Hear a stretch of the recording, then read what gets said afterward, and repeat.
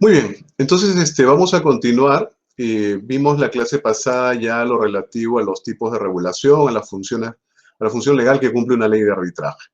Eh, Ahora tenemos que revisar otros aspectos. Comparto. Muy bien, entonces aquí tenemos algunas reflexiones, ¿no? El arbitraje que está regulado en el DLA, ¿no? Como en realidad eh, como sucede en la mayoría de normas que siguen la ANSI Trial Model Law, es un arbitraje de naturaleza potestativa, ¿no? Si quieren también lo pueden llamar voluntaria, ¿no? Claro, lo que sucede es que el arbitraje nace, como hemos visto en clases previas, del principio de party autonomy, de autonomía de voluntad. Entonces, por naturaleza, el arbitraje nace de la autonomía de voluntad de las partes. Consecuentemente, tiene esa naturaleza facultativa o potestativa. Ahora, sin embargo, si bien esto es cierto, en nuestro ordenamiento, como también en otros a nivel comparado, existen excepciones, existen arbitrajes que no responden a este carácter voluntario. Por ejemplo, en el caso peruano, en el mismo DLA tenemos dos supuestos. Uno de ellos es el arbitraje estatutario y el otro el arbitraje testamentario, que están en las disposiciones complementarias sexta y séptima respectivamente del DLA. La lógica, y con cargo a verlo a futuro de mejor manera, es que en el estatuto de una persona jurídica, ¿no es cierto?, una sociedad, se establezca que cualquier controversia que surja, por ejemplo, entre los accionistas, eh, sea resuelta a través de arbitraje. Entonces aquí el tema particular es que si alguien compra unas acciones, se vuelve accionista y luego surgiera alguna controversia, pese a que en ningún momento haya participado en su oportunidad de la pergeñación de ese estatuto, y así no lo quisiera, por eficacia del estatuto, obligatoriamente va a tener que ir a arbitraje para resolver algún tipo de controversia propia del giro societario. Entonces, ahí la voluntad está ausente. Lo mismo en el llamado arbitraje testamentario, porque en este supuesto, quien determina la procedibilidad del arbitraje en caso de una controversia es digamos, el testador, que cuando esto suceda ya estará muerto. Entonces son los causavientes los que, pese a que su voluntad no converja con la del testador, tendrán que obligatoriamente llevar a cabo un arbitraje para resolver las controversias propias de la sucesión. Entonces aquí también, nuevamente, está ausente la voluntad de las partes. Bueno, eso lo veremos mejor a futuro, pero el objetivo era que observen que si bien el arbitraje tiene naturaleza potestativa conforme al DLA, existen en el mismo DLA, como también veremos luego en normas especiales, existen excepciones, existen casos de arbitraje que no responden a este carácter potestativo, facultativo o voluntario. Muy bien, ahora otro aspecto importante, ¿no? Eh, ¿Cuáles son los alcances, ¿no?, del arbitraje?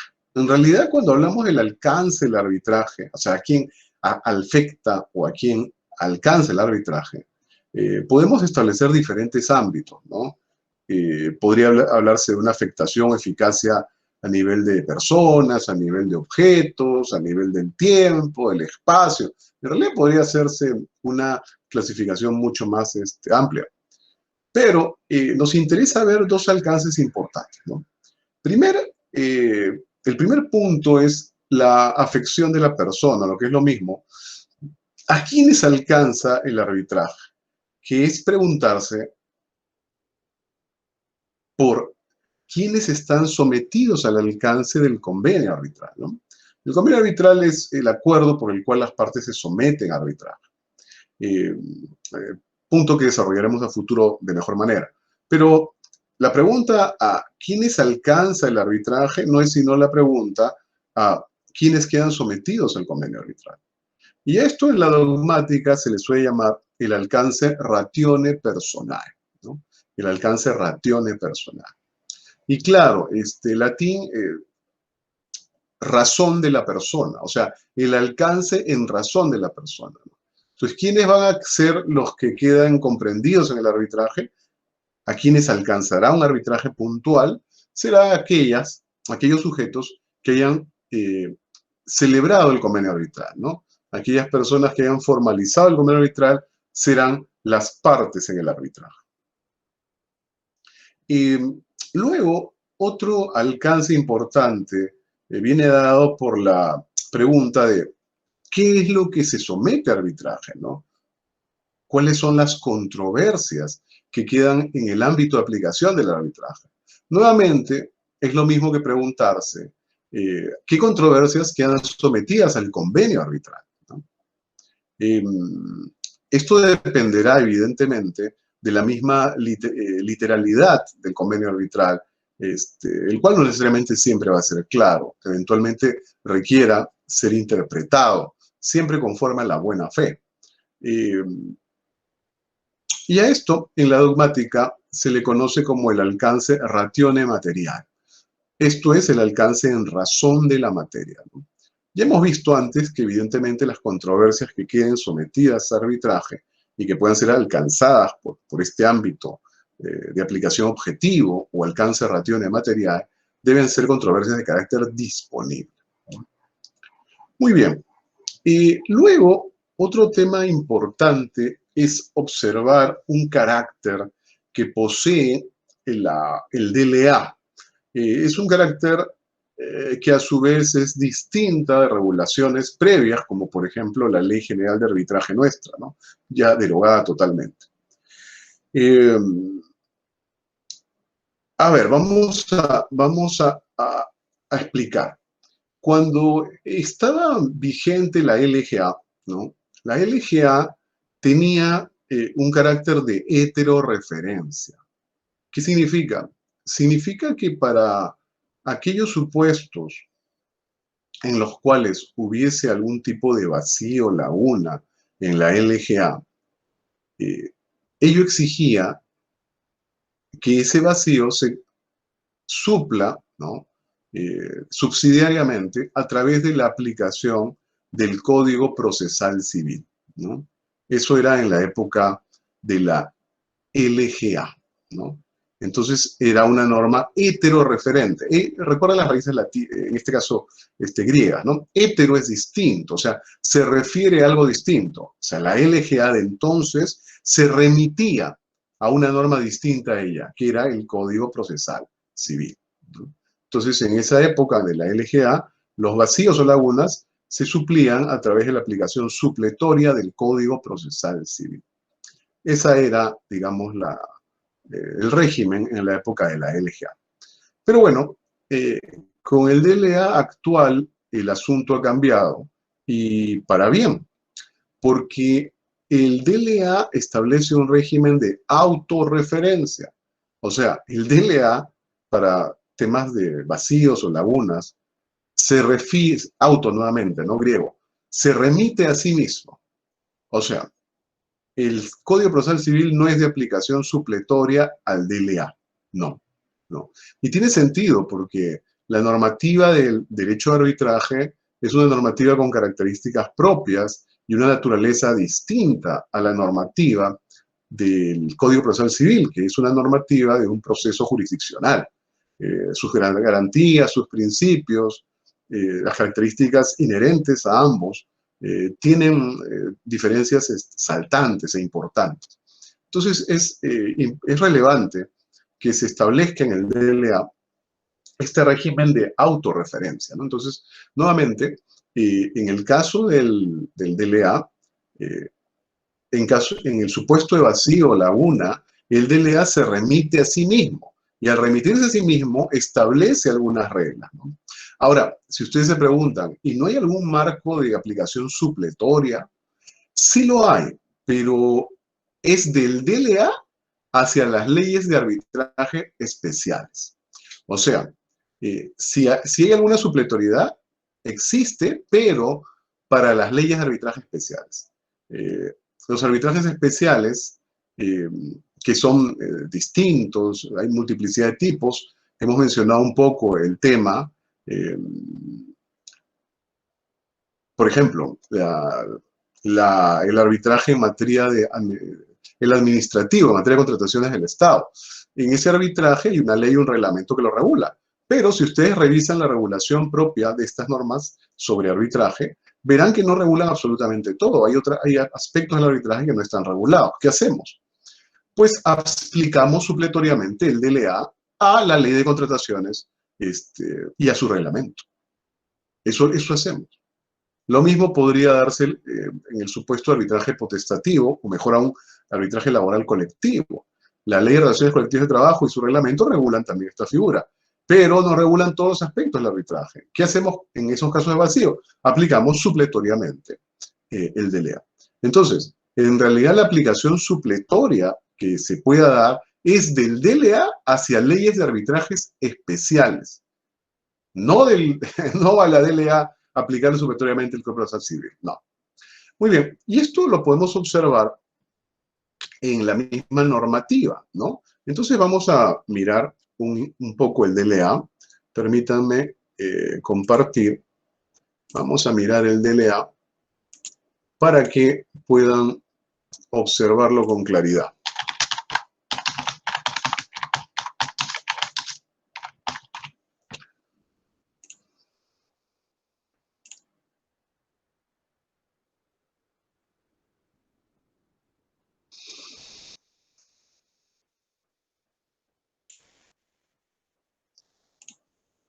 Muy bien, entonces,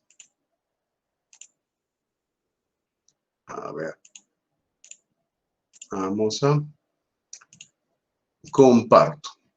Muy bien, entonces tenemos aquí, ¿no es cierto?, el DLA. Veamos, el artículo 1, inciso 1, ¿no? El artículo 1, inciso 1 nos señala lo siguiente, ¿no? Reza, el DLA se aplica a los arbitrajes cuyo lugar se halla en el territorio nacional, sean domésticos o internacionales, sin perjuicio de lo establecido en normas convencionales o en leyes especiales sobre arbitraje. Aquí está lo que nos interesa. O en leyes que contengan disposiciones especiales sobre arbitraje, en cuyo caso las normas del DLA serán de aplicación supletoria. Entonces, muy bien, en el artículo inciso 1 observamos la regla que ya había adelantado. El DLA es de aplicación supletoria a las leyes de arbitraje especiales. Esa es la aplicación supletoria. La del DLA hacia las leyes de arbitraje especiales. Hay una excepción que está en la ley de arbitraje territorial, que es una ley de demarcación territorial, ¿no?, que permite someter a arbitraje controversias relativas a la demarcación, por ejemplo, entre dos distritos, no se sabe cuál es el límite, esa controversia se puede resolver vía arbitraje. Y bueno, el artículo 3.1 de esta ley 29533 es la única excepción en el ordenamiento que he encontrado, que establece expresamente que no se aplica supletoriamente el DLA. Ahora, menudo problema, ¿no? Porque si no se aplica supletoriamente el DLA, ¿qué se hace cuando haya vacío de esta norma? Que de hecho los tiene. Pues curiosa situación, ¿no? Muy bien, pero lo importante aquí era lo que he mencionado. El artículo 1, inciso 1, señala esta regla de que el DLA es de aplicación supletoria a los arbitrajes especiales. Entonces, primera regla que ya observamos.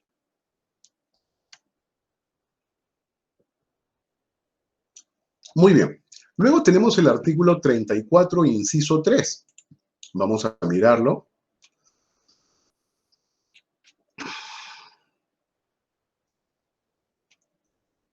¿Qué nos dice, no? Aquí lo tenemos. Dice, si no existe disposición aplicable en las reglas aprobadas por las partes o por el tribunal arbitral, ¿no?, se podrá aplicar de manera supletoria las normas de este DLA.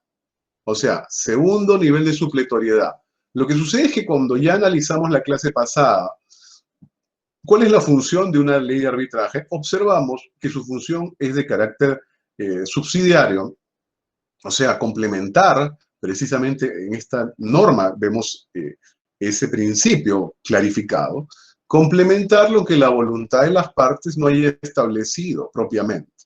Porque en realidad una ley de arbitraje, como estudiamos, no se ocupa de regular cada minucia y cada detalle de un procedimiento arbitral o las actuaciones arbitrales, mejor dicho, sino que más bien lo que hace es establecer reglas subsidiarias o si quieren supletorias para la ausencia de pactos relativos a temas axiales del arbitraje que involucren su operatividad. Y además también para establecer límites, ¿no? Eso lo hemos visto incluso a nivel comparado. Por ejemplo, hay reglas que son de carácter dispositivo y hay reglas, esta es la funcionalidad importante del DLA, de carácter imperativo, que las partes no pueden, digamos, modificar a través de su autonomía de voluntad. Y también el DLA establece dentro de estas reglas imperativas garantías, ¿no? Principios y garantías. Eso hace una ley de arbitraje. Entonces, ¿qué sucede? Si las partes no han cumplido con ese desarrollo de las actuaciones arbitrales, ese establecimiento de las reglas del arbitraje, o el tribunal arbitral inclusive, ¿no? Cosa que sería absurda, ¿no? Habría habido un muy mal proceso de selección, ¿no? Ahora, por ejemplo, con la pandemia, quizás se observe mucho más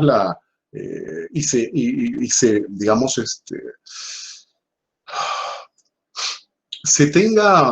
se meritúe mejor, ¿no? La profesionalidad de los árbitros, ¿no?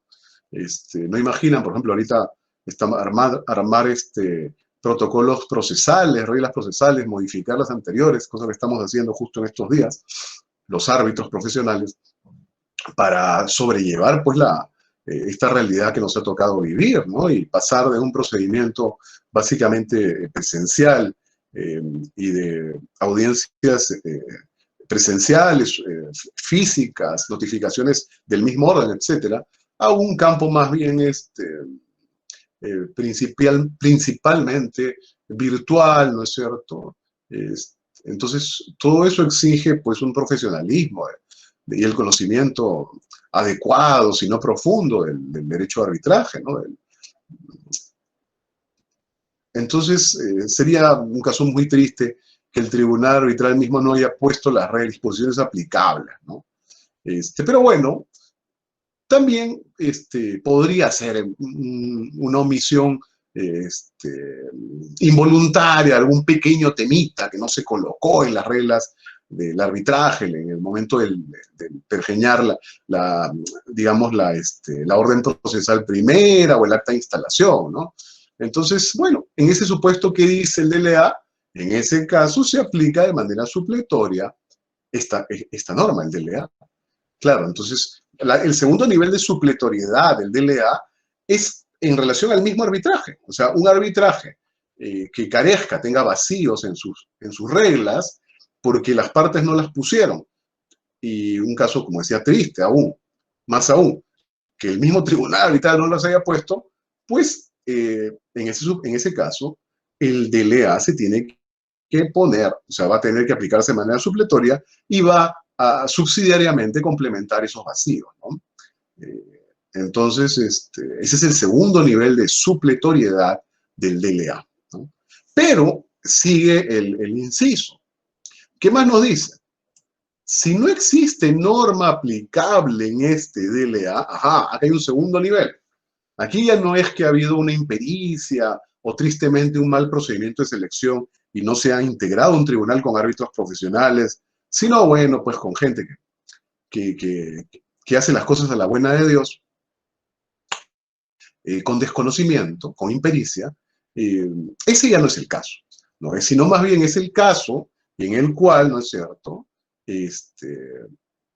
no existe en el mismo DLA una norma aplicable, ¿no? O sea, este es un caso de vacío, laguna, dentro del mismo DLA.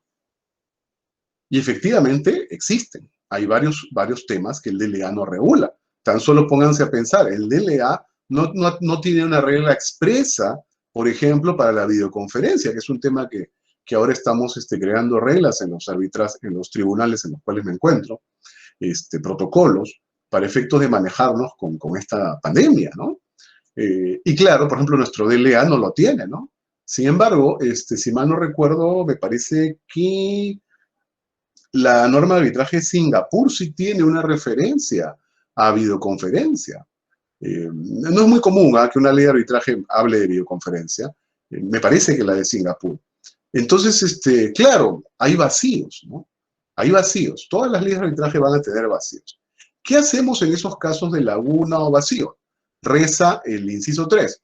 Si no existe norma aplicable en el DLA, el tribunal arbitral podrá recurrir. Ahora la pregunta, ¿a dónde? ¿Al Código Procesal Civil? No. Podrá recurrir, según su criterio, a los principios arbitrales, así como a los usos y costumbres en materia arbitral. Entonces, cuando en el DLA no haya una norma que se aplique a una determinada circunstancia o digamos, o figura que necesitamos regular, ¿no? Y no está en el DLA regulada, entonces en ese supuesto el tribunal arbitral puede recurrir, según su criterio, que hay un tema, digamos, un ámbito facultativo de decisión para el tribunal, según su criterio, a los principios arbitrales, a los usos y costumbres en materia arbitral. O sea, los principios, usos y costumbres en materia arbitral. Ahora, claro, ¿y dónde encontramos esos principios, usos y costumbres? Bueno, pues tendremos que remitirnos, por ejemplo, al soft law, ¿no? Me parece que mencioné en una clase pasada la diferencia entre soft law y hard law, solo para recordar, ¿no? El hard law, ¿no? O derecho duro, una traducción muy tosca, frente al soft law, o derecho suave, significa lo siguiente, ¿no? El hard law son las normas nacionales, son las normas jurídicas de determinadas jurisdicciones, de todas las jurisdicciones del mundo. Entonces, el Código Civil peruano es hard law, la ley de arbitraje francesa, o sea, el Code de Procedure Civil es hard law, la ley de arbitraje española es hard law, el Código Civil español, etcétera, etcétera. Eso es hard law, ¿no? ¿Y soft law qué cosa es? Bueno, el soft law no son normas jurídicas nacionales de ninguna jurisdicción, sino más bien son normas, entre comillas, creadas por ciertas entidades de prestigio académico global, ¿no? Que las diseñan como, digamos, directrices, ¿no? Pautas, ¿no? Modelos, respecto a ámbitos diversos. Y en lo que nos interesa, por ejemplo, la CNUDMI, la Comisión de las Naciones Unidas para el Derecho Mercantil Internacional, o UNCITRAL en inglés, crea, como hemos estudiado, la UNCITRAL Model Law, la ley modelo de la CNUDMI sobre arbitraje comercial internacional. Evidentemente, no es una ley de ningún país. Otro tema es que haya sido, digamos, las leyes de arbitraje sigan su modelo, pero la ley modelo como tal no es norma jurídica de ninguna jurisdicción. Entonces, es un caso, por ejemplo, de soft law. Y no es el único, ¿no? Hay múltiples otros casos, ¿no? Por ejemplo, la IBA, ¿no? La OIBA, si lo castellanizamos, la International Bar Association, ¿no? Se puede traducir así como un colegio internacional de abogados, no es exacto, ¿ya? Pero bueno, la barra internacional de abogados. Y tiene diversos soft law, ¿no? Y es una muy reconocidos, ¿no? Por ejemplo, las reglas de evidencia de la IVA, ¿no? Que son digamos, un soft law que establece pautas diversas para el tratamiento de la prueba en el arbitraje internacional, ¿no? O en el mundo. Bueno, lo que hace es que la IVA es propia del mundo anglosajón. Entonces usa el término evidence, ¿no? De la evidencia.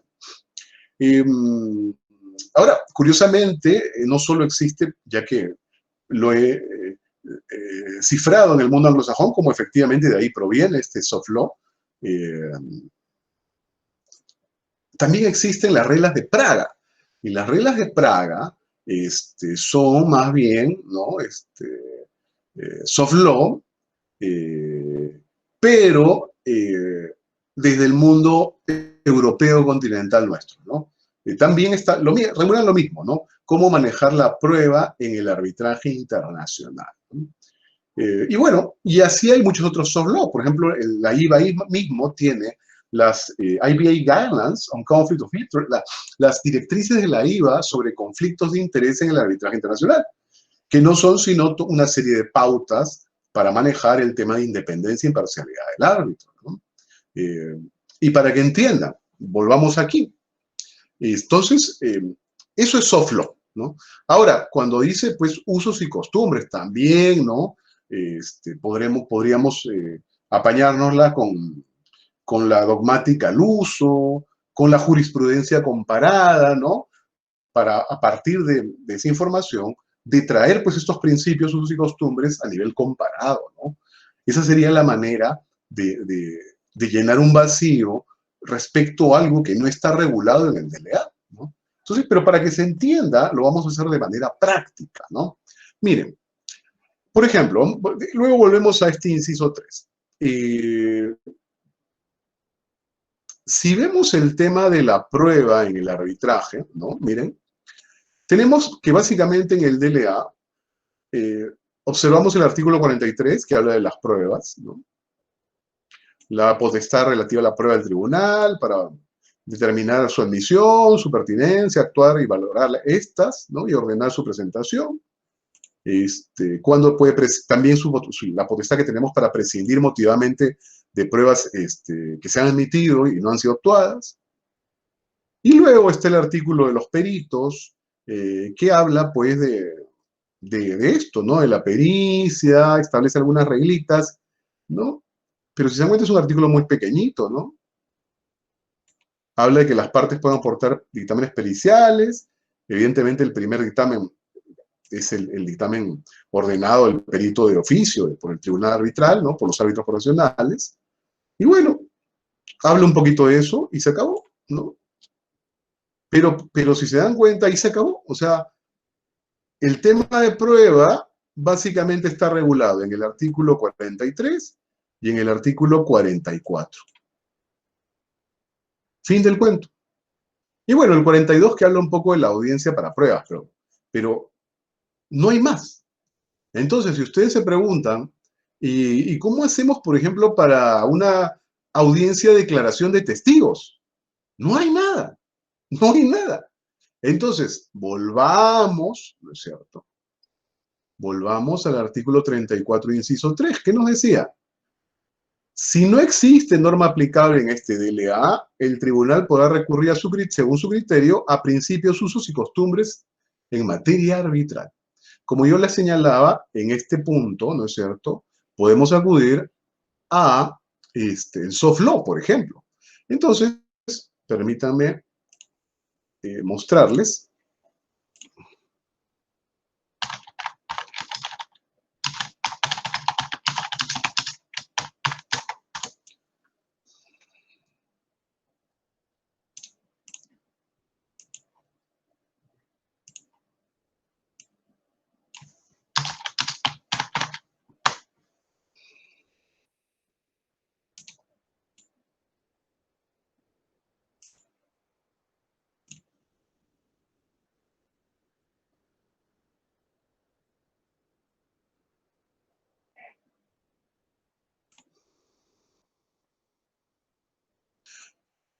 Muy bien, comparto.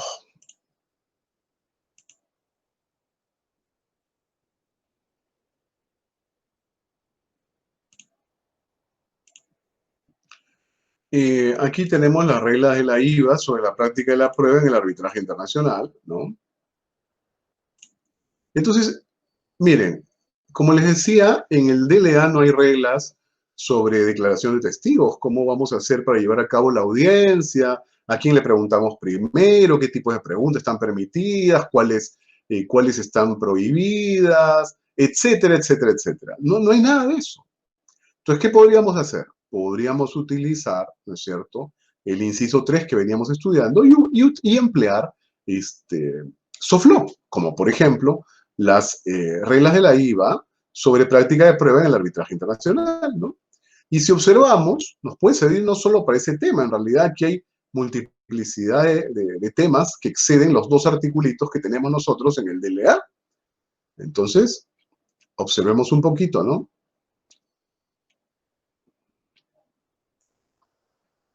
Por ejemplo, ¿no? Hay toda una regulación sobre los documentos, ¿no? Que si se han dado cuenta no existe en el DLA, ¿no? Hay una regulación sobre los documentos, cuándo puedes solicitar que se exhiba un documento, qué debe contener, ¿no? ¿Ven? La forma de presentación de estos. Acá justo lo que necesitamos, los testigos, ¿no? El artículo 4 establece toda la regulación de los testigos. ¿Quién puede ser testigo? ¿No? Eh, restricciones o conflictos de intereses para testigos.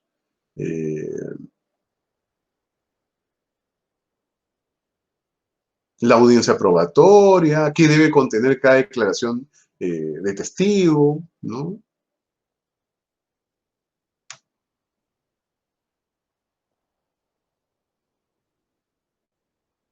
Cómo comparecen, ¿no?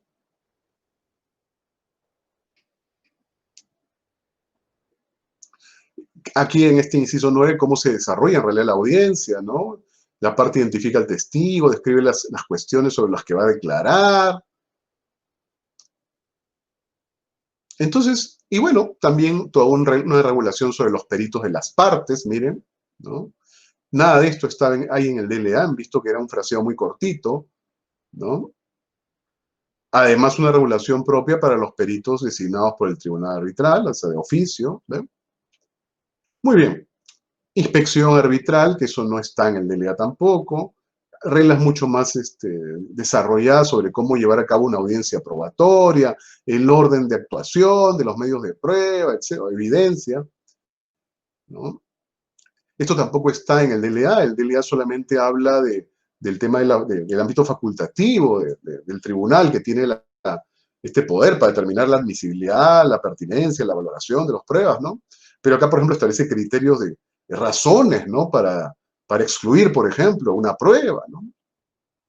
Todo esto, muy bien, todo esto puede ser utilizado, ¿no? Entonces, si se dan cuenta, no es necesario, pues, aplicar supletoriamente el DLA, perdón, el CPC, primero porque el DLA no lo señala, y segundo porque tenemos todo este mundo inmenso de soft law, jurisprudencia, dogmática al uso, etcétera, que nos puede informar y nos puede suplir estos vacíos, ¿no? Y bueno, ya que lo mencioné, estas son las reglas de Praga, ¿no? O reglas sobre tramitación eficiente de procedimientos en el arbitraje internacional, ¿no? Y bueno, ¿no? Igualito, ¿no? Acá hay reglas sobre iniciativa del tribunal arbitral, ¿no es cierto? Cómo se determinan los hechos, cómo se manejan los documentos, los testigos nuevamente, ¿no? Podríamos elegir la regulación de soft law de la IVA o bien la de las reglas de Praga, perdón, ¿no? ¿Ven? Peritos, ¿no? Esto es una cosa que, por ejemplo, no existe en las reglas de la IVA, ¿no? Lo que pasa es que, acuérdense, las reglas de IVA nacen del common law. Doctor, Sí. sí, me parece que no está compartiendo la pestaña de Chrome, se ha quedado solamente en las reglas de la IVA. Bueno, bien. Entonces, ¿no es cierto? Entonces, como les decía, ese es el tema, ¿no? El tema es la aplicación de soft law. Soft law hay multiplicidad a nivel comparado, ¿no? Para cerrar el comentario, lo que les quería explicar es que, claro, ustedes pueden elegir, ¿no? Pueden elegir aplicar las reglas de la IVA sobre práctica de prueba en el arbitraje internacional, que, como les decía, nacen dentro del fenómeno del common law, ¿no? Y tienen esta tesitura. O bien, si se sienten más cómodos, podrían aplicar las reglas de Praga, ¿no es cierto? Las reglas sobre tramitación eficiente de los procedimientos en el arbitraje internacional, conocidas como la regla de Praga. Y claro, estas están más bien dentro de la óptica nuestra, porque nacen del mundo del civil law, ¿no? E inclusive justo lo que quería detallarles, una diferencia muy importante en las reglas de Praga frente a la regla de la IVA, es que, por ejemplo, en las reglas de Praga está, si las revisan, la pueden encontrar en la web, está el principio Iura Novit Curia, ¿no? Que es un principio tan europeo continental nuestro, ¿no? Entonces, ese es el tema, ¿no? Frente al vacío o laguna, como veníamos señalando, tienen que acudir a los usos, costumbres y principios en materia arbitral, ¿no? Y bueno, ¿qué más, no? Comparto nuevamente para continuar con nuestra... A ver, ahora sí. Muy bien, entonces, ya hemos visto el primer caso, ¿no? El inciso 1, artículo 1, inciso 1, que establece la autorreferencia, ¿no es cierto? Ya eso está visto. El artículo 34, inciso 3, que machaca esa autorreferencia, ¿no? Y bueno, además está la 10ª disposición complementaria, ¿no? Entonces, vamos a la 10ª disposición complementaria del DLA. A ver, veamos. Ven el DLA, ¿no?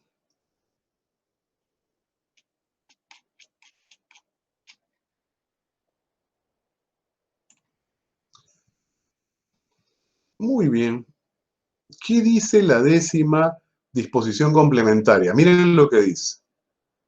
Las disposiciones procesales de esta norma respecto de cualquier actuación judicial prevalecen sobre las normas del Código Procesal Civil. Las disposiciones procesales del DLA respecto de cualquier actuación judicial prevalecen sobre las normas del CPC. Entonces, ¿no? Nuevamente, ¿qué nos está diciendo la 10ª disposición complementaria del DLA? Está terminando aplastantemente de demostrarnos ese carácter que predicamos de autorreferencia. O sea, inclusive cuando se dé la colaboración judicial, esto, digamos, un proceso judicial que está apoyando al arbitraje, por ejemplo, con motivo del recurso a anulación del laudo, con motivo de un apoyo para prueba, la ejecución de una medida cautelar inter alia, el juez estatal, aún en ese caso que está en su propio, digamos, su propia esfera de dominio, que es un proceso judicial, aún en ese caso, el DLA le señala que priman las normas del DLA sobre las normas del CPC. Muy bien, entonces con eso queda absolutamente claro lo que postulaba, ¿no? El régimen del DLA actual es un régimen de autorreferencia, ¿no? De autorreferencia. Ese es el DLA. La LGA ya abrogada, ¿no es cierto? La LGA abrogada, o sea, derogada totalmente, esa sí tenía un régimen de heterorreferencia, ¿no es cierto? ¿Por qué? Porque como señalamos ya hace un buen rato, ¿no? En el caso de la Ley General de Arbitraje ya nuestra derogada, ¿no? Cuando había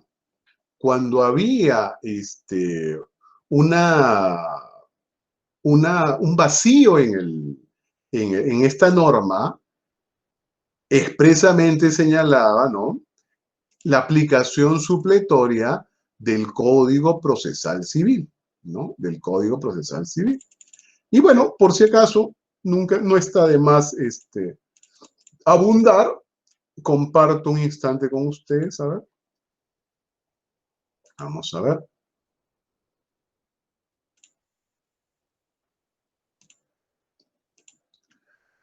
Muy bien. Entonces, como ven, ¿no es cierto? Miren, esta es la LGA, ¿no? Señalada expresamente para diferentes ámbitos de su regulación, decía, ¿no? A estos efectos será aplicación las disposiciones del Código Procesal Civil, ¿no? Respecto a este otro tema, se aplica también los artículos tales del Código Procesal Civil, ¿no? Para el reconocimiento, las causales de reconocimiento, un lado, el Código Procesal Civil, ¿no? Para la ejecución, el Código Procesal Civil, ¿no? Y bueno, inclusive la misma Ley General de Arbitraje había modificado algunos puntos del Código Procesal Civil. Y es más, y la dogmática al uso en esa época, toda entendía, inclusive, evidentemente, el que habla, que cuando había un vacío en esta norma, se aplicaba supletoriamente el Código Procesal Civil. Pero esto era la época de la Ley General de Arbitraje. Y esta Ley General de Arbitraje, evidentemente, su tenor permitía y daba pie a ello, ¿no? En cambio, como hemos visto ahora, el DLA no. El DLA tiene una regulación que establece claramente que no hay heterorreferencia, como en la LGA, sino en el DLA, lo que prima es la autorreferencia, ¿no? La autorreferencia. Muy bien. Entonces, ya visto eso, pasemos a otro punto, ¿no? Comparto nuevamente, que es la naturaleza jurídica del arbitraje, ¿no? La naturaleza jurídica del arbitraje. A ver, lo primero que sería bueno es recordar de qué hablamos cuando hablamos de naturaleza jurídica, ¿no? En realidad, cuando hablan de naturaleza, ¿no? Estamos hablando, ¿no? De un concepto propio de las ciencias naturales, ¿no? Claro, la naturaleza, ¿no? Naturaleza, natura, ¿no? Latín. O lo que se podría oponer a este mundo en el que vivimos de artificialeza, ¿no? Entonces, cuando hablas de naturaleza y le sumamos jurídica, en realidad estamos usando un patrón, como indicaba, propio de las ciencias naturales, ¿no? Por ejemplo, de la biología. Cuando estamos en el campo de la zoología, por ejemplo, y queremos observar la naturaleza de un determinado animal, la zoología para ello tiene pues todas unas clasificaciones, ¿no? Y esas clasificaciones se basan en ciertas características, ¿no? Hay vertebrados, cordados, mamíferos, etcétera, etcétera, etcétera, y hay un montón de subclasificaciones. Y sobre esa base, por ejemplo, si aparece un animal nuevo, como de vez en cuando sucede, ¿no? ¿Han visto? A veces viene un tifón o un huracán y de repente los científicos dicen, acabamos de descubrir un nuevo animalito, ¿no? Y sí, pues, ¿qué hay que hacer? Hay que incardinarlo, ingresarlo a estas clasificaciones ya construidas, ¿no? Por ejemplo, un animal que a mí me cae en gracia, pese a que nunca lo he visto así en presencia, ¿no? Es el ornitorrinco, ¿no? El ornitorrinco, pues, cuando se le descubre, como que sacude los cimientos de estas clasificaciones, ¿no? Porque si se dan cuenta, por sus características, el ornitorrinco es pues como un pato, ¿no? Tiene cabeza, cuerpo, así como y pico, como de pato, pero lo gracioso es que además tiene patas. Y sus patas, si bien son palmípedas, ¿no? Son palmípedas, es una mezcla pues como si fuera una especie de castor con pato. Y además hay otro lío, que tiene una cola precisamente que se asemeja a una cola de castor. Además, ahí no acaba el cuento. Amén de que tiene dos espolones bajo las patas anteriores, con veneno, el ornitorrinco es mamífero. Y sin embargo, se reproduce de manera ovípara, perdón, a través de huevos. Entonces, claro, en el caso del ornitorrinco y también el del equidna, ya no voy a hablar del equidna, se tuvo que crear pues una clasificación propia, ¿no? Los monotremas. Pero bueno, me he permitido este excursus para que entiendan esto. Lo que pasa es que cuando hablas de naturaleza, estás hablando de una determinada especie, las vas a ubicar para su comprensión en un género puntual que tú ya manejas, que tú conoces dentro de tus clasificaciones. O sea, cuando hablas de naturaleza, estás hablando de una relación entre género a especie, o viceversa, ¿no? Entre especie a género.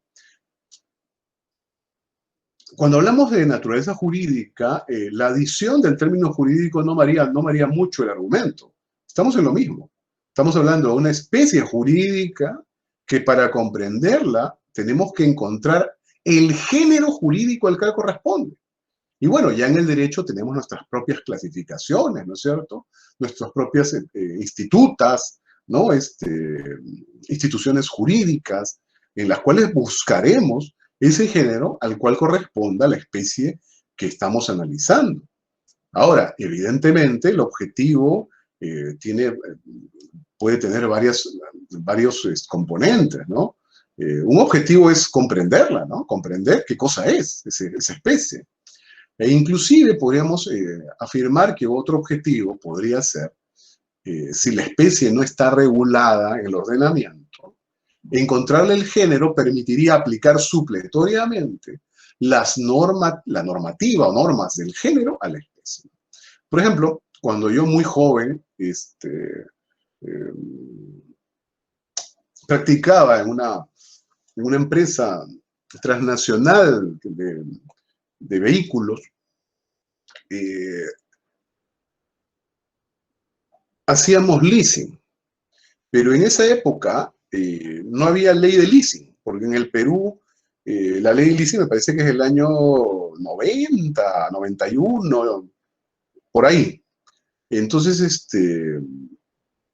no había. Claro, pero sí se estaba usando un contrato que era un leasing. Para encontrar el género de esa especie, el leasing, había que acudir evidentemente a las grandes categorías contractuales, los contratos típicos, ¿no? Y bueno, si se dan cuenta, observarán que el contrato de leasing, como especie, se aproxima más al género contrato de arrendamiento. Porque en el leasing, pues, un objetivo fundamental es dar en uso un bien, en este caso un camión, un vehículo, ¿no? Y bueno, pero siempre hay una opción de compra, ¿no? Que se puede ejercitar. Pero bueno, la esencia básica era el contrato de arrendamiento. Y por eso en esos años de mi juventud legal, usábamos la normativa del Código Civil sobre arrendamiento para todos los temas de argumentación judicial, ¿no? Y luego ya pasaron unos años y se reguló. Pero vale el ejemplo para volver ahora a nuestro tema, ¿no? Ese es el cuento. Encontrar la naturaleza jurídica es buscar, a partir de la especie analizada, cuál es el género al que correspondería, con los objetivos o digamos, funciones que hemos analizado antes, ¿no? Muy bien. Cuando hablamos de la naturaleza jurídica del arbitraje es lo mismo, ¿no? Esta especie llamada arbitraje, ¿no es cierto? ¿A qué género corresponde? Pues bien, desde hace ya muchos años se han postulado diferentes géneros, alegando que corresponde a estos, ¿no? Obviamente cada teoría se ha manifestado como la correcta, un género explicativo. ¿Cuáles son las teorías? La primera teoría es la teoría jurisdiccionalista, ¿no? Ya desde su propia nominación se darán cuenta pues que el género que se está alegando al cual corresponde la especie de arbitraje es la jurisdicción. ¿Y qué dice esta teoría jurisdiccionalista, ¿no? Bueno, la teoría jurisdiccionalista lo que indica es que el arbitraje es jurisdicción. ¿Por qué? Porque la función que cumple el árbiter, latín, el árbitro, ¿no es cierto?, es como la función que cumple el judex, o sea, el juez, latín nuevamente, ¿no? Y claro, si se dan cuenta, esto ya lo hemos estudiado en una clase anterior, claro, el arbitraje y el proceso judicial comparten esa estructura heterocompositiva vertical. Y en esa misma estructura se observa la función que cumple pues, el órgano decisor, sea juez o árbitro, ¿no? Y claro, si las observamos así de manera superficial, pareciera, ¿no? Claro, el árbitro, ¿qué hace? Lleva a cabo un proceso, ¿no? Y finalmente emite una decisión con la cual resuelve la controversia, ¿no? Y el juez, ¿qué hace también, no? Tramita un proceso y finalmente lleva a cabo o emite una decisión con la cual resuelve la controversia. En el primer caso, el laudo arbitral, en el segundo, la sentencia judicial, ¿no? Usualmente. Hasta ahí, pues pareciera, ¿no? Funcionalmente, lo que hace el juez y lo que hace el árbitro es muy parecido, ¿no? Es un poco convincente. Pero luego empiezan algunos problemitas, porque la misma teoría se comienza a acomodar, ¿no es cierto? Se comienza a acomodar algunas características que son propias digamos, del proceso arbitral, ¿no? Y dice, claro, cuidado, es una jurisdicción, pero es una jurisdicción que tiene carácter temporal. Lo que sucede es que veremos y entenderán mejor más adelante, la función y la labor de árbitro es una labor temporal, es una labor que tiene una limitación en el tiempo, ¿no? Dura, y mientras mejor el árbitro y mejor el arbitraje, lo menos posible, ¿no? Por ejemplo, quien habla en estos casi 20 años de ejercicio como árbitro profesional, usualmente mis arbitrajes trato de despacharlos en un promedio de 5 a 7 meses, ¿no? 7 meses. Si las partes cumplen los mandatos, todo se lleva a cabo dentro de los plazos, no hay maniobras dilatorias, ni tácticas de guerrilla, etc. Pues varios casos de los que he visto, me he permitido resolverlos, sobre todo cuando soy árbitro único, que puedo manejar todo solo, ¿no? Pero también a veces con tribunales, ¿sabes? A tres. Pero bueno, más es común cuando soy árbitro único. En 5 a 7 meses, inclusive, pero bueno, eso ya no viene al caso de la historia, por algunas otras condiciones que se dieron, incluso tengo un récord de un arbitraje que lo despaché en 3 meses. Pero bueno, también les tengo que confesar que hay otros casos en que por la misma naturaleza de la controversia, las actitudes de las partes, el incumplimiento de las órdenes del tribunal, etcétera, pues exceden esos plazos, ¿no? Para ser honesto. Pero, sin embargo, por ejemplo, usamos el ejemplo que les he planteado, en 5 meses, desde el día 1 hasta el último día, venciendo el 5.º mes, soy árbitro. Se acabó, no lo soy más. Entonces, aquí hay un problemita, ¿no? Y la teoría jurisdiccionalista trata digamos, de hacer un poco de malabarismo conceptual y dice, es una jurisdicción, pero es una jurisdicción que tiene carácter temporal. Claro, lo que pasa es que el juez estatal que tiene jurisdicción, la tiene mientras lo es. O sea, él como juez del Estado, como funcionario público, él tiene jurisdicción en tanto sea juez. Desde que lo nombran, ¿no? Otrora el Consejo Nacional de Magistratura, ¿no? Hasta que lo saquen, o bueno, se jubile, etcétera. Hay razones diversas en que termine esa función, durante muchísimos años puede detentar esa jurisdicción. Entonces, claro, en la teoría jurisdiccionalista se encuentran con el problema de que sí es jurisdicción, pero cuidado, es una jurisdicción que puede durar, como en el caso que les contaba, hasta 3 meses nada más, ¿no? O 5 o 7 meses, o a veces más. Bueno, ahí hay un primer temita que habría que luego repensar. Y luego dicen, y además, porque hay otro problema, y es una jurisdicción que está limitada al asunto concreto que se somete al examen del tribunal arbitral, ¿no? Claro, ese es otro lío, pues. ¿Por qué? Porque si tú quieres decir que el arbitraje es una jurisdicción, tienes que hacer este tipo de malabarismo teórico. Porque, claro, en ese ejemplo del arbitraje de 3 meses, lo único para lo cual, el único asunto que se sometió a mi examen era la controversia puntual X. Nada más. Nada más. Claro, entonces dicen, en el arbitraje es una jurisdicción, pero limitada a una controversia concreta que se somete por las partes a la decisión del tribunal arbitral. Sí, pues, pero nuevamente estamos acá jugando con las palabras, ¿no? Porque el juez estatal que tiene jurisdicción, él tiene competencia además para conocer todas las controversias que puedan caer sobre la base de las reglas de atribución que le corresponden. Ya eso es un tema procesal, no lo vamos a tocar, lo han estudiado, Pero saben pues que a través del análisis de competencia, por cuantía, materia, funcionalidad, etcétera, un juez del Estado puede tener potencialmente, y no solo potencialmente, en el ejercicio de su función, puede tener competencia para multiplicidad, y la tiene, multiplicidad de controversias. Los árbitros no, los árbitros solo tenemos competencia para esa controversia P que someten a nuestra decisión, nada más. Y luego, si esa jurisdicción así llamada, solo la tenemos no solo limitada a ese objeto, sino limitada en el tiempo a lo que dure el arbitraje. 3 meses, por ejemplo. Bueno, si alguien cree que esto es correcto, habría que hacer la siguiente pregunta. A mí de la observación que hemos hecho a digamos, a este juego de malabarismo conceptual, habría primero que preguntarse algo de sentido común, ¿no? Y a veces no solo en el derecho, sino en la vida diaria, las personas no hacen preguntas relevantes, ¿no? Es como para hacerme entender, ¿no?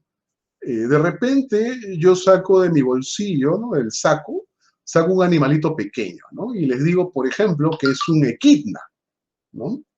Y bueno, ustedes podrían responder si es un equidna o no lo es. Para poder decirme sí o no, primero tendrían que saber cómo es un equidna, o sea, ¿qué es un equidna? Solo con ese conocimiento podría llevarse a cabo una respuesta que sea correcta, ¿no? Plantearse una respuesta correcta.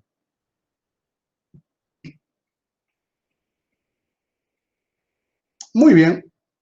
Entonces, ¿no es cierto? Entonces, y aquí la pregunta obvia es esta. ¿Qué cosa es la jurisdicción? Porque solo sabiendo la respuesta a esa pregunta, podremos luego decir si el arbitraje lo es o no lo es. Muy bien. Entonces aquí sí necesitamos pues un poquito de su experticia procesal, ¿no? Les recuerdo que la jurisdicción es esa potestad jurídica del Estado, ¿no es cierto?, para resolver controversias, ¿no? A través, evidentemente, del proceso, ¿no? La función jurisdiccional se desarrolla a través del proceso judicial. Y por eso los órganos investidos de esa jurisdicción se dice órganos jurisdiccionales que conforman parte del poder del Estado llamado Poder Judicial. Pero, yendo más al meollo del asunto, a lo menudo, esa jurisdicción tiene ciertas características, ¿no? Por ejemplo, la Constitución española, el 7.8, dice pues que jurisdicción es juzgar y hacer ejecutar lo juzgado, ¿no? O sea, dentro de la jurisdicción está el juzgar, o sea, decidir de manera definitiva un punto del tiempo, o lo que es lo mismo, res judicata, cosa juzgada. Y luego dice hacer ejecutar lo juzgado, o sea, ejecutar aún en contra de una voluntad reticente. Dicho de otra manera, esa es la executio, la ejecución forzosa, ¿no? O sea, se va a ejecutar aún en contra de la voluntad del condenado. Entonces, aquí, por ejemplo, ya tenemos dos características básicas de la jurisdicción. La jurisdicción verdadera tiene primero res judicata, o sea, cosa juzgada. Solo puede haber jurisdicción donde haya cosa juzgada. Segundo, la verdadera jurisdicción tiene un componente adicional que es la executio, o sea, la potestad de ejecución forzosa, o sea, la capacidad de ejecutar forzosamente sus decisiones, la executio. Y además podemos sumar un tercer elemento. La verdadera jurisdicción tiene una composición orgánica, por eso tiene una planta judicial. Y eso exige, evidentemente, que posea una ley orgánica. La verdadera jurisdicción, al tener una proyección orgánica, poseerá una ley orgánica que la regule. Entonces tenemos tres características que establecen cuando algo es jurisdicción. Nuevamente, primero, cosa juzgada, res judicata. Segundo, executio, o sea, la ejecución forzosa, la capacidad de ejecutar forzosamente las decisiones. Y tercero, su proyección orgánica, que exige la presencia de una ley orgánica que la regule su planta. Muy bien. Entonces ya tenemos características que nos van a permitir ver cuándo algo es jurisdicción realmente. Por ejemplo, pongamos a prueba al mismo Poder Judicial, ¿no? ¿Es jurisdicción la que posee el Poder Judicial? ¿Tiene cosa juzgada? Sí la tiene. ¿Tiene executio? Evidentemente.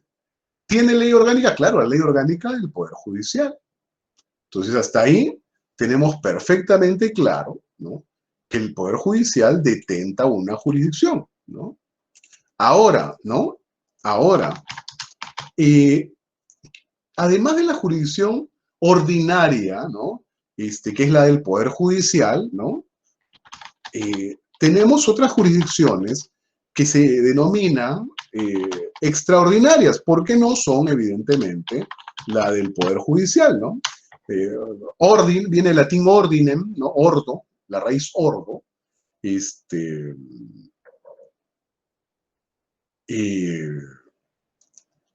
que habla, que en castellano es la palabra orden. Y claro, extra ordinem, fuera de ese orden, ¿no? Extra ordinem, fuera de ese orden. Y bueno, por ejemplo, tenemos al Tribunal Constitucional. Ahora, pongámoslo a prueba. El Tribunal Constitucional es jurisdicción y pues cosa juzgada tiene. ¿Ejecuta forzosamente sus decisiones? También, también. ¿Tiene ley orgánica? Claro, la ley orgánica del Tribunal Constitucional. Entonces, otra vez, jurisdicción.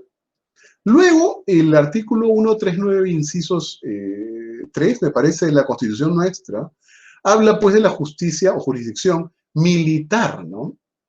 La jurisdicción militar es y la arbitral, dicen, ¿no? Y la arbitral. La jurisdicción militar es jurisdicción, bueno, nuevamente, ¿tiene cosa juzgada? La tiene. ¿Ejecuta forzosamente sus decisiones? También. ¿Tiene proyección orgánica? Pues sí, ¿no? Acuérdense que existe la Ley de Organización y Funciones del Fuero Militar Policial, su propia ley orgánica, con lo cual es jurisdicción. Y ahora sí, el arbitraje. ¿El arbitraje es jurisdicción? Veamos. ¿Tiene cosa juzgada? Sí la tiene. Los laudos arbitrales, ¿no es cierto?, e inclusive algunas otras decisiones distintas del laudo podrían adquirir autoridad de cosa juzgada. Pero bueno, el laudo arbitral adquiere autoridad de cosa juzgada. 2. ¿Tiene ejecución forzosa? No, no. Pese a que en el DLA, y esto es una característica única a nivel global, no le he observado en ninguna otra norma del mundo, el DLA habla de ejecución judicial y ejecución arbitral, ¿no? Habla de ejecución judicial y ejecución arbitral. Bueno, la verdad es que eso, eso queda un poco en el nivel del bluff, ¿no? Porque la llamada ejecución arbitral es aquella en la cual las partes, con su voluntad, ¿no es cierto?, o sea, previo acuerdo de voluntades, permita ese acuerdo que se ejecute, por ejemplo, un laudo arbitral, porque las partes están de acuerdo y, bueno, entregan, al principio el arbitraje inclusive podría ser, no sé, pues la carta fianza, e indican que ya quien gane el tribunal se le entregue, o digamos, acuerdos de ese orden. Pero eso no es ejecución forzosa. Con lo cual, en realidad, un laudo arbitral ante la anuencia de cumplimiento tiene que ir a ser ejecutado ante quien tiene executio. Y ustedes están mirando a un árbitro que es solo una persona natural y privada. Yo no tengo executio, yo no soy funcionario del Estado, yo no tengo jurisdicción. Entonces, habrá que pedírsela que sí la tiene. Entonces, más allá de que el tribunal, perdón, que el DLA hable de esta así llamada ejecución arbitral, pues eso no es ejecución forzosa. Con lo cual, en el caso de querer ejecutar un laudo, vas a tener que ir a un órgano jurisdiccional. Muy bien, entonces no hay ejecución, no hay executio. Falla el segundo elemento. Y el tercer elemento, ¿tiene proyección orgánica el arbitraje? Por supuesto que no, el arbitraje es deslocalizado, es aterritorial. Con lo cual, evidentemente no tenemos planta. Y consecuentemente no hay ley orgánica del arbitraje, sería absurdo. Muy bien, dicho todo esto, queda ahora sí claro que el arbitraje no es jurisdicción, ¿no? Ahora, lo que pasa es que el cuento es el siguiente, ¿no? Lo que se señala que sucedió, me parece que algo ya les adelanté anteriormente, es que este fraseo del artículo 139, inciso 3 de la Constitución, no nace en la Constitución del 93 actual, sino nace en la del 79. Se ha copiado, es igualito. Y claro, dicen que en esa época el profesor Andrés Aramburu Menchaca, que era un académico de fuste de esos años, y además uno de los pocos peruanos que tenía un involucramiento y un conocimiento del arbitraje, ¿no? Tenía pues todo el deseo, la buena fe, la buena intención, ¿no? De fortalecer el arbitraje, ¿no? Y no se le ocurrió mejor idea que meterlo en la Constitución. Pero los buenos deseos, magnífica idea, así digamos, sentida por el profesor Aramburu, lamentablemente no tuvo la mejor de las, digamos, de los tenores, ¿no? Porque lo que se le ocurrió es decirle al arbitraje jurisdicción, jurisdicción. Pero como ya han visto, el arbitraje no es jurisdicción. No es jurisdicción. Bueno, en alguna reforma constitucional, bueno, ya que estamos en esos aires en esta época, sería bueno pues cambiar el tenor, ¿no? Sería bueno, cualquier cosa, menos jurisdicción, ¿no? El arbitraje es un mecanismo equivalente o tan importante como el proceso judicial, si quieren, ¿no? O cosas semejantes, pero no le digas jurisdicción, ¿no? O simplemente fortalecer su presencia como mecanismo de resolución de controversias y se acabó. Pero no le da jurisdicción, ¿no? A mi conocimiento, ninguna constitución en el mundo, salvo la peruana, le dice jurisdicción al arbitraje. En su oportunidad, hace ya muchísimos años, en el mismo TC, conversamos con todos estos pools de especialistas que tienen ahí, ¿no? Sobre el tema. Pero bueno, aquí hay pues una especie como digo, de nomolatría, ¿no? Nomolatría es un neologismo que creo haber inventado, ¿no? Nunca lo he escuchado, que bueno, que tiene dos componentes, ¿no? Nomos, norma, y latría, adoración, ¿no? O sea, adoración a la norma por la mera norma. Y como les decía yo en esa época a este pool de expertos, pues del TCE, ¿no? De su escuela, porque la Constitución lo diga, no por ello es correcto, ¿no? O sea, si la Constitución dice mañana que nosotros somos todos pitufos y azules, no voy a vivir en un hongo, ¿no? O sea, es una molatría, ¿no? Bueno, esperemos que en alguna oportunidad se corrija, sería una gran cosa corregir ese artículo, ¿no? Bueno, y tristemente, siguiendo esa nomolatría, el Tribunal Constitucional nuestro, pues simplemente se las ha apañado con la literalidad y dice y machaca y remachaca que el arbitraje es jurisdicción, ¿no? Pero bueno, entonces, con eso quede descartada la teoría jurisdiccionalista, ¿no? Ahora, una observación. Sin embargo, la teoría jurisdiccionalista, por ejemplo, tiene tiene adeptos, ¿no? Y tiene una importancia en el mundo francoparlante, ¿no? En el mundo francoparlante, por la dogmática francesa, inter alia, normalmente la teoría jurisdiccionalista es respetada y a veces inclusive aceptada en cierto grado, ¿no? Normalmente es un poco dominante. Muy bien. Luego comparto nuevamente, ¿no?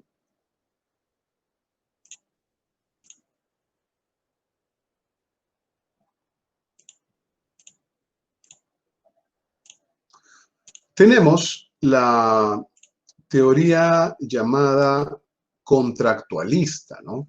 Claro, ya si nos guiamos de la literalidad, ¿no?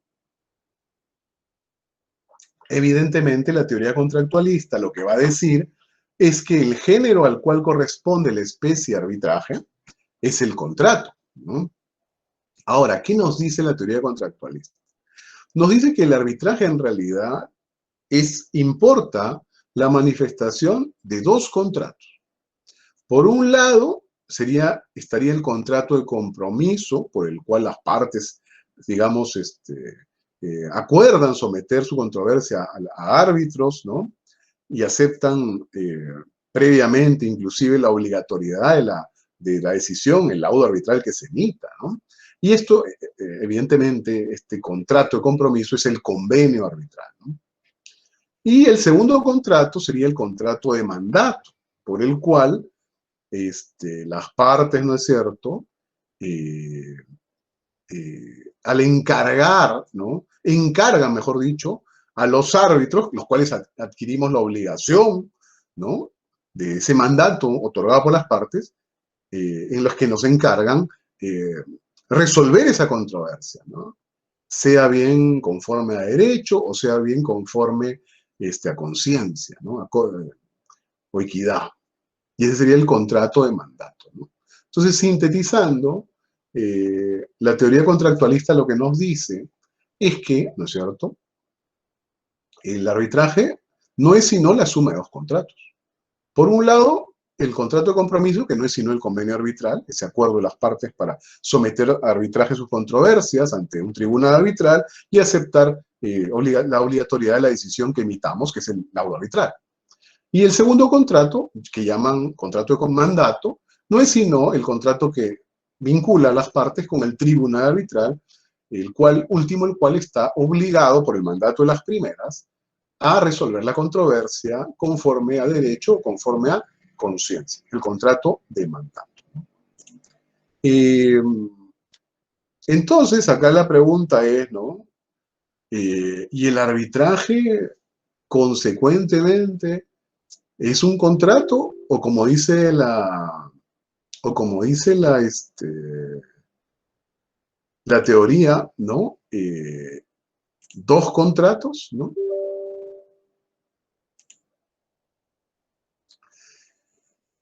Para responder nuevamente, ¿no es cierto? Nuevamente necesitamos, ¿no? Nuevamente necesitamos preguntarnos ¿qué es un contrato?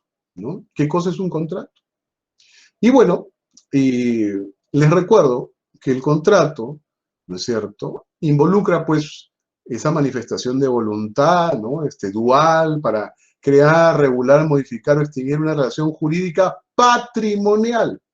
No se olviden que el contrato tiene esa esencia, ese componente potentemente patrimonial, ¿no? O sea, el contrato, el efecto que persigue es un efecto de orden patrimonial. Piensen en una compraventa, ¿no? O sea, estamos transfiriendo un bien para recibir un patrimonio, ¿no?, para recibir a cambio un precio, ¿no? En el arrendamiento, ¿no?, damos en uso un bien para recibir a cambio dinero. Y así puedes imaginar multiplicidad de contratos típicos o atípicos, en los cuales la esencia de estos es eso, el elemento o el carácter patrimonial. Entonces, para poder responder la pregunta, tendríamos que preguntarnos nuevamente, ¿el arbitraje, su esencia, su funcionalidad, es principalmente patrimonial? Evidentemente no, evidentemente no. Si se dan cuenta, en realidad el arbitraje, su basamento, su plataforma principal, más bien tiene un carácter procesal, ¿no? Les comenté esto porque a veces me lo suelen recordar, ¿no? Pero hace muchos años mantuvimos un pequeño diálogo a través del peruano con el profesor Bular, Alfredo Bular, ¿no?, que es un buen amigo y un magnífico académico del arbitraje también. Y bueno, él sostenía, pues, y sostiene todavía, que el arbitraje, pues, en realidad es una suma de contratos, ¿no? Y bueno, y frente a lo que yo sostuve en una publicación, que el arbitraje tiene una esencia principalmente procesal, me calificó de dinosaurio, pues, ¿no?, de procesaloide y otros términos semejantes. Y bueno, para contestar a a esa misiva a través del peruano también. Lo único que hice es explicar o explicarles a través de preguntas, ¿no? En un arbitraje, ¿qué cosa hay? ¿Hay partes? Sí las hay, ¿no? ¿Hay un órgano decisor? También lo hay. ¿Hay escritos? Sí. ¿Hay resoluciones? Sí. ¿Hay prueba? Sí. ¿Hay medidas cautelares? Sí. ¿Hay recursos? Sí. ¿Hay cosas juzgadas? Sí. ¿Qué demonios es eso, no? Bueno, por si acaso no estoy diciendo que solo sea procesal, sino que su principal plataforma es de carácter procesal. Ya cuando veamos una teoría más completa, veremos qué cosas faltan, ¿no? Pero bueno, entonces dicho eso, observamos que la teoría contractualista lamentablemente no nos explica de manera cabal lo que el arbitraje es, ¿no? Porque su esencia, su plataforma básica no es contractual, porque el arbitraje no persigue un alcance patrimonial. Ahora, cuidado, ¿eh? Si preguntamos, ¿en el arbitraje hay algunos tipos de contratos? La realidad del arbitraje involucra ciertos contratos, sí, pero son más bien, lo veremos más adelante, son contratos accesorios, satelitales, ¿no? Que no son la esencia de la institución, ¿no? Pero no estamos negando que hayan algunos tipos de contratos con ocasión de un arbitraje. Lo que estamos diciendo es que la esencia del arbitraje, la realidad del arbitraje, no es una esencia contractual. No es una esencia contractual. Muy bien.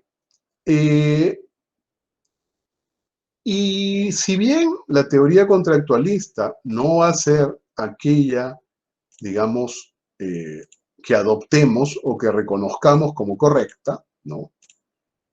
Comparto nuevamente, conviene observar que hasta el día de hoy, ¿no? Es dominante en el mundo anglosajón, ¿no? En el common law es dominante la teoría contractualista, ¿no? Y como ven, ahí cito, ¿no es cierto? Un trabajo ya del año 52, ¿no? Un trabajo del año 52, ¿no? Del profesor Carlstone, ¿no? Theory of the Arbitration Process, o sea, teoría del proceso arbitral. Y curioso, ¿no? Porque dice proceso arbitral. En la revista Law and Contemporary Problems, publicada en la ciudad esta norteamericana de Durham, en el año 52, ¿no? Y ahí, dentro de las diferentes teorías, desde esa época ya se observaba y mucho antes, ¿no? Se observaba la hasta ahora dominante predilección en el common law de la teoría contractualista para explicar el arbitraje, ¿no? Y bueno, por si acaso, si no lo mencioné antes, esto también tiene su razón en el hecho de que, a diferencia de nosotros, el mundo civil law europeo continental, en que, como hemos estudiado, el arbitraje lo venimos incardinando desde siglos atrás dentro de lo procesal y de los códigos procesales y las cátedras procesales en las universidades, ¿no? En el campo anglosajón no, el arbitraje más bien está dentro del contract law, del derecho de contratos, ¿no? Entonces, claro, tiene sentido, ¿no? Se entiende de esa manera. Muy bien, entonces con eso cerramos la reunión.